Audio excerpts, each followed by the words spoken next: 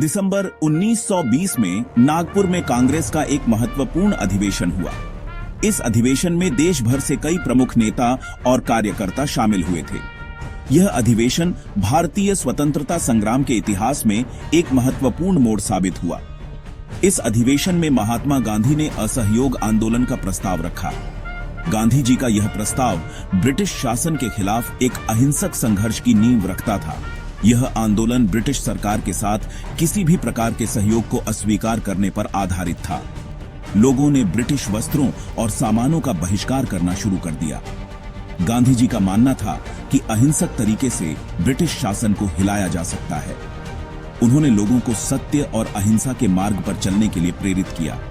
नागपुर अधिवेशन में असहयोग आंदोलन को भारी समर्थन मिला और यह आंदोलन भारत की स्वतंत्रता संग्राम का एक महत्वपूर्ण मोड़ साबित हुआ।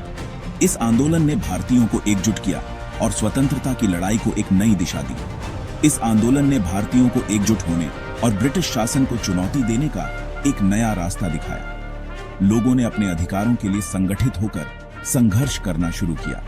गांधी जी का नेतृत्व, उनकी सादगी और सच्चाई ने आम जनता को इस आंदोलन से जोड़ दिया। उनके विचारों और सिद्धांतों ने लोगों के दिलों में एक नई उम्मीद जगाई। नागपुर अधिवेशन ने भारत के स्वतंत्रता संग्राम को एक नई दिशा दी। इस अधिवेशन के बाद स्वतंत्रता की लड़ाई में एक नई ऊर्जा और उत्साह का संचार हुआ। असहयोग आंदोलन से पहले कांग्रेस की मांग ब्रिटिश साम्राज्य के तहत स्वशासन की थी। उस समय भारतीय राष्ट्रीय कांग्रेस का मुख्य उद्देश्य ब्रिटिश सरकार के साथ मिलकर काम करना और भारतीयों के लिए अधिक अधिकार और स्वतंत्रता प्राप्त करना था। लेकिन नागपुर अधिवेशन में कांग्रेस ने अपनी मांग को बदलकर पूर्ण स्वराज यानी पूरी आजादी कर दिया। यह निर्णय भारतीय स्वतंत्रता संग्राम में एक महत्वपूर्ण मोड़ साबित हुआ। यह एक बड़ा बदलाव था। इस बदलाव ने भारतीय स्वतंत्रता संग्राम को एक नई दिशा दी और लोगों में स्वतंत्रता के प्रति जागरूकता बढ़ाई। गांधी जी का मानना था कि भारत को अपने भाग्य का खुद फैसला करने का अधिकार है। उन्होंने अहिंसा और सत्याग्रह के माध्यम से लोगों को संगठित किया और स्वतंत्रता की लड़ाई को एक नई ऊंचाई पर पहुंचाया। स्वराज की मांग ने भारतीयों में एक नई ऊर्जा और उत्साह का संचार किया।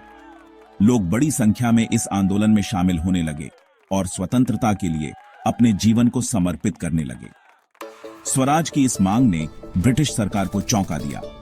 उन्हें समझ में आ गया कि भारतीय अब केवल कुछ रियायतों से संतुष्ट नहीं होंगे।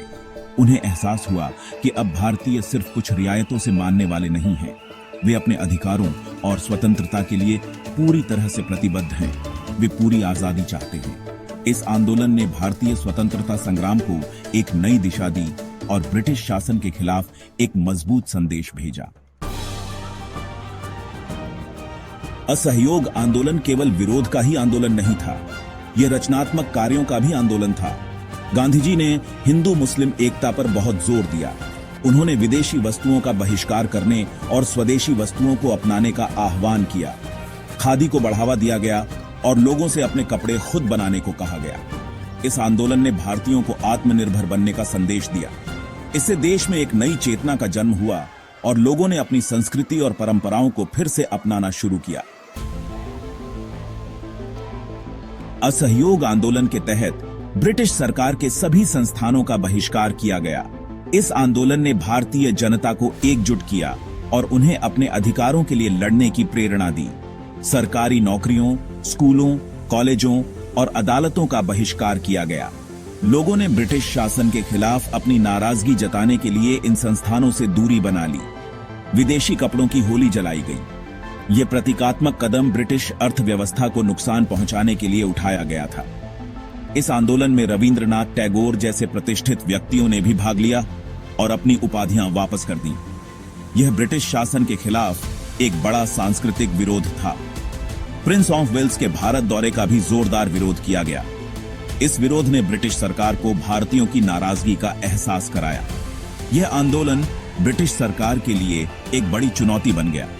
ब्रिटिश अधिकारियों को भारतीयों की एकता और दृढ़ संकल्प का सामना करना पड़ा। भारतीयों की एकता और उनके निश्चय ने ब्रिटिश सरकार को हिला दिया था। इस आंदोलन ने भारतीय स्वतंत्रता संग्राम को एक नई ऊर्जा दी। हालांकि यह आंदोलन कुछ समय बाद वापस ले लिया गया, लेकिन इससे भारतीय स्वतंत्रता संग्राम को एक नई दिशा मिली। महात्मा गांधी ने इसे अहिंसात्मक तरीके से आगे बढ़ाने का निर्णय लिया और यह आगे चलकर भारत की आजादी का मार्ग प्रशस्त करने वाला साबित हुआ। इस आंदोलन ने भारतीयों को आत्मनिर्भरता और स्वाभिमान का महत्व सिखाया।